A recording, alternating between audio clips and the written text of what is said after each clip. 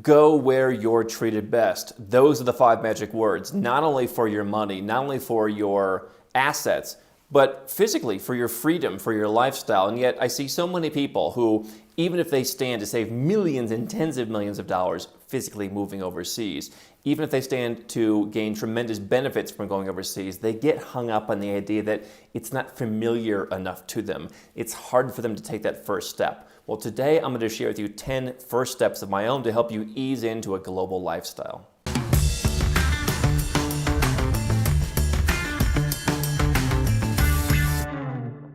Hi, I'm Andrew Henderson, the author of this book and the founder of Nomad Capitalist, where we help 7- and 8-figure entrepreneurs and investors legally go where you're treated best. You can learn more at nomadcapitalist.com. And in an effort to inspire more people who perhaps have lived in one country their entire lives, perhaps haven't even had the opportunity to travel that much to get into this nomad capitalist lifestyle, I've been thinking about 10 different ways that are pretty low maintenance, pretty low stress. You can dip a toe in the water and get comfortable with this nomad capitalist lifestyle, with the goal of not only feeling comfortable doing the infrastructure work like opening bank accounts or setting your company up overseas, getting your second passport. How do you get comfortable with that? Stuff that doesn't really require you to change your life, but also how do you get comfortable with the idea of what I call plan A, physically moving somewhere else for more freedom, lower taxes, all kinds of other social benefits, for example. So if you have an example you'd like me to talk about, leave a comment below. I want to hear everyone's comments on this, and we may feature it in a future episode. Now, the first thing that I want you to do is realize that people in pretty much every country, they're not dying in the streets. I've been to some pretty emerging countries, and you see people living relatively normal lives. They may not live quite as long as people in the Western world or places like Hong Kong, Singapore, etc. But they're living relatively normal lives in many cases. They have money in the banks, even banks that you may not feel that comfortable with, by and large, aren't going out of business. And so people are just living basically the same life that you are. There may be some tweaks. Certainly life and business is run at the margins. And so, if you live a couple of years longer than they are, that's worth something. But, understand that places in the aggregate are not really that different. So one of the first things I really suggest people do is, if you're going to go overseas, why don't you commit to a finite period of time? Now, what I did when I first did my full-time move out of the U.S. was I said, all right, I'll spend a year. And I identified an itinerary of places where I wanted to go. And I knew that I had that out to come back. I think for some people there is an element of, let's just call it ego. You don't want to, say, I'm moving overseas forever, I'm never coming back. And then a year later you get sick of it and you have to come back and it's kind of embarrassing. Say, hey, I'm going for a year, we'll see what happens. I think you could also make that a lesser period of time. Some people suggested, just go somewhere for a month and commit to staying in one place for a month. Come here, for example, to Mexico City for a month and, see how you feel about it. Indulge yourself in it and just put a definite timeline on so people know you're coming back. You know you're coming back. You can look forward to that, but you're going to experiment with that, whether it's in one place or whether you're going to bounce around to different places. One thing what you can do while you're there is something that I've told people for a long time is a great baby step, and that's open a small bank account. Even if you don't like keeping a lot of money in the bank, even if you're in crypto, open a small bank account, because here's why. There'll be a big psychological breakthrough when you open your bank account. You go to a country like Georgia, Armenia, Ecuador. Used to be easier in Cambodia, not so much anymore. Panama can work in some cases. Europe, there's a few countries, it's sometimes hit or miss. Go to a country where you can open a bank account. It's going to be an emerging world country if you're going to be putting in a small amount of money. You're not going to go to Singapore and open a bank account with $1,000 anymore. But get a bank account, put $1, put $100, put $1,000 in there. Basically just take the money out of the ATM. And you'll see that exercise of physically taking it out of the ATM, going and putting it in that bank. And then maybe you can get a debit card. In some of these places, they give you a debit card the next day or in a couple days later. So if you're spending any amount of time there, you can go and get your debit card. Sometimes they even give it to you on the spot. And then you can go start using it. And you'll see, the debit card in Ecuador works just as well as the debit card in the US. Maybe better, quite frankly, because there are fewer restrictions. And then go back to your home country. You may need to report this bank account depending on where you're from, so definitely get some tax advice. But go and use the debit card at home. Go and log on to your online banking.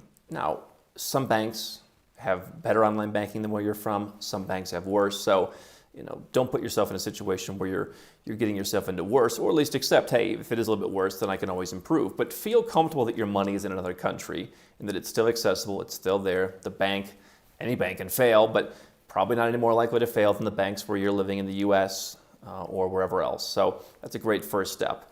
What I also suggest from a medical point of view, go overseas and get a physical.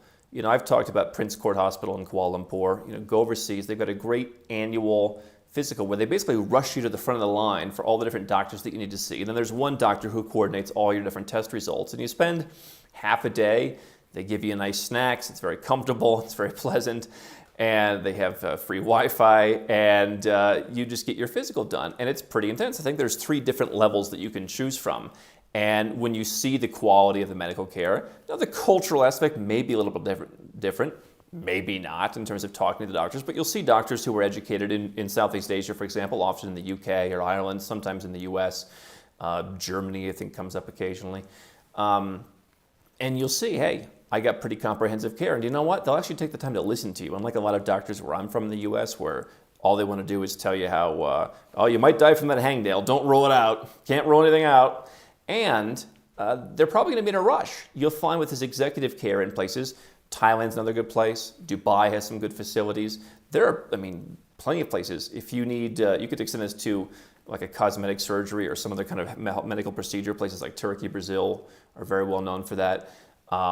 And just see the quality of care that you're getting. But I think a physical is the best first step. The fourth thing I would say is consider getting some dental care. You could save a lot of money depending on where you're coming from, especially if you're coming from the US. Some people go across the border to Mexico, but I can tell you one of the most advanced dental clinics I've ever seen in my life was actually in Romania. Super advanced equipment up a little bit north of Bucharest in the beautiful not quite suburban area, and some really advanced clinics. People from all over Europe go there. Serbia, not quite as high level as Romania, but people do go there from Germany and elsewhere. I know dentists who are there.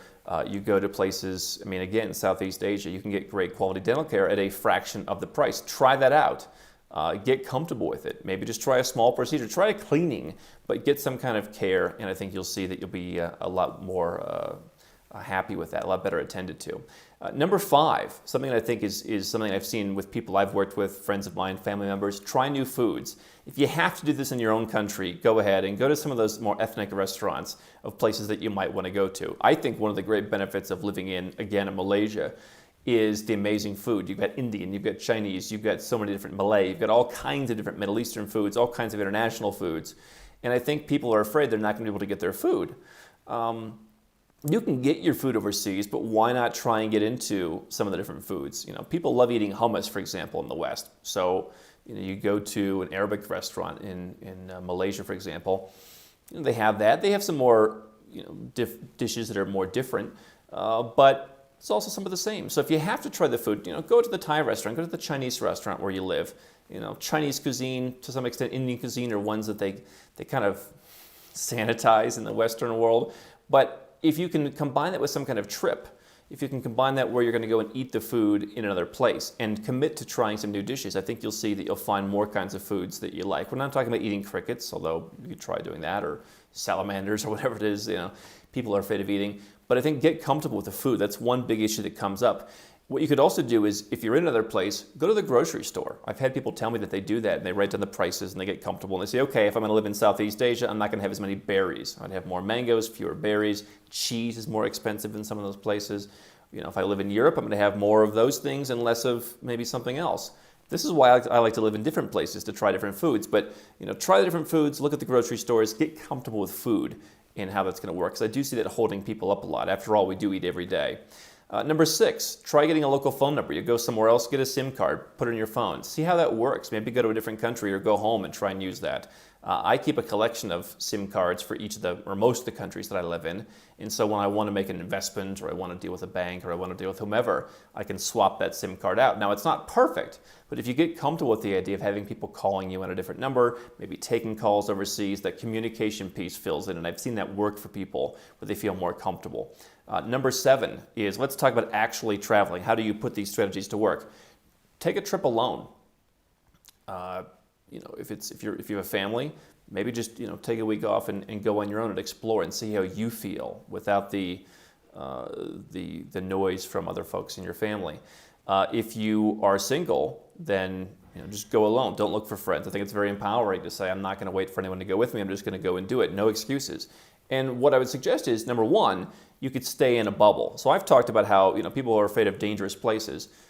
Go and stay in the expat bubble. I'm not saying that's the best way to experience a city necessarily, but you don't want to go to the most dangerous part of town, and you shouldn't. So travel alone, commit to staying somewhere that feels comfortable. Turn it into something where you're having some of the luxuries that you're accustomed to, but you're able to also realize that you're doing this alone.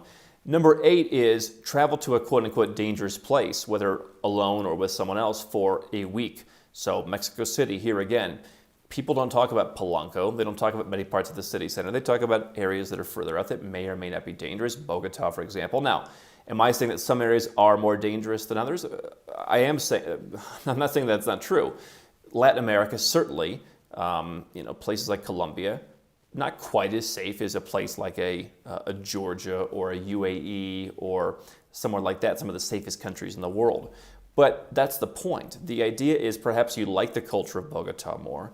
I was talking to my tailor who went on our channel. I was like, have you ever been robbed here? He's like, I think maybe I was robbed 20 years ago or something. I was a kid. And is that possible? Sure, it is possible. I've talked about, Central America. There's a couple of capital cities I did not feel comfortable in.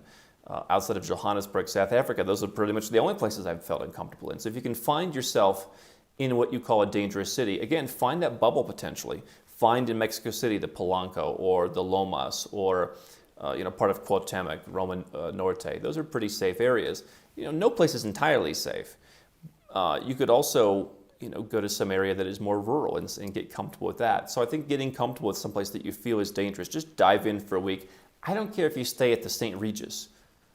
I do, because they'll provide you terrible service. But if that's what it feels for you to feel comfortable in that dangerous environment and just to occasionally go around and feel it, I think that definitely helps you move the ball forward. Number 9 is a suggestion from a good friend of mine. It says, go and drive a car there. Again, transportation, especially for someone in, let's say, the United States or Australia or a country where cars are much more part of daily transportation, it can be hard to think of, how am I going to handle transportation? Now, what I did, I had a car pretty much my entire life in the United States.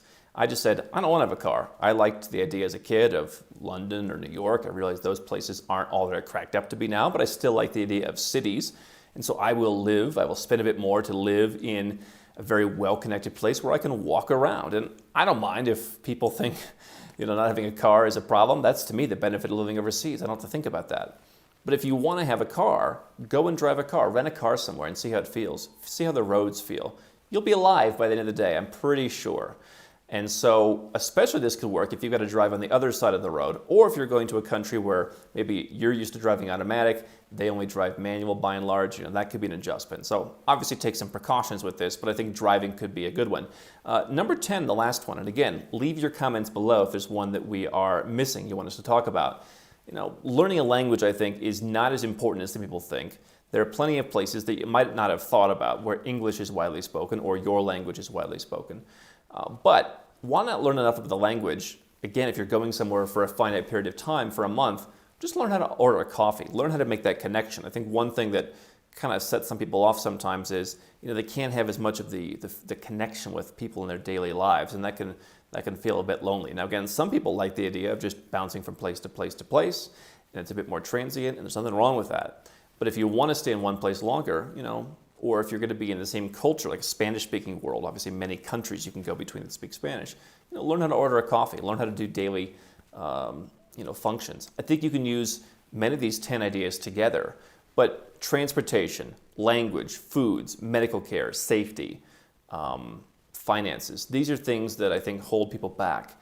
And so for me, these things may be symbolic, but I think they are powerful in the sense that as you touch on them, you'll start to shatter those pieces where you're uncomfortable with moving overseas, moving assets overseas, diversifying overseas. How can Nomad Capitalist help you? 4 ways. Number 1, subscribe to our channel and click the notification bell to make sure you get our new video every day. Number 2, get a copy of Nomad Capitalist, the book. You'll learn a lot of my personal experiences over a dozen years of studying this stuff, as well as exactly some of the strategies that you can use to build your Nomad Capitalist plan. Number 3, if you're not sure where to start, but you want to come and learn from my team and I, you want to come and mingle with like-minded people, learn more about our live conference, Nomad Capitalist Live. It's coming up soon. And number 4, if you want some help right now because you've got a burning issue, you need something solved, you want to lower your taxes, get a second passport, or build the Nomad Capitalist lifestyle of your dreams, go to nomadcapitalist.com and click on Become a Client.